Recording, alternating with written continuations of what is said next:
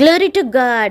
தேவன் நமக்கு சுயாதீனத்தை கொடுத்திருந்தாலும் நாம் எதை செலக்ட் பண்றோம்னு ரொம்ப கவனமா இருக்கணும். இஸ்ரவேல் மக்கள் எங்களுக்கு ராஜா தான் வேணும்னு கேட்டப்போ சாமுவேல் மூலமா மனிதன் ராஜாவானால் எப்படியெல்லாம் நீங்க கஷ்டப்படுவீங்க, உங்ககிட்ட எதெல்லாம் பறிச்சுக்குவான்னு தெளிவா சொல்லியும் தேவனா மனிதனான்னு கேட்கும்போது மனிதனையே செலக்ட் பண்ணி எவ்வளவோ சிறையிருப்புகள், மரணங்கள், தோல்விகளை சந்தித்தனர். தேவன் கட்டளையா பிசாசு கட்டளையா என்ற போது ஆதாம் ஏவாள் அந்த பழத்தை சாப்பிட்டு பிசாசையே செலக்ட் பண்ணினர். சாராள் மூலம் சுதந்திரவாளியா, ஆகார் மூலம் குழந்தையா என்று வந்தபோது முதலாவது ஆகாரையே செலக்ட் பண்ணி வாக்குத்தத்த பிள்ளை பிறப்பு ஆபிரகாமால் தள்ளி போனது.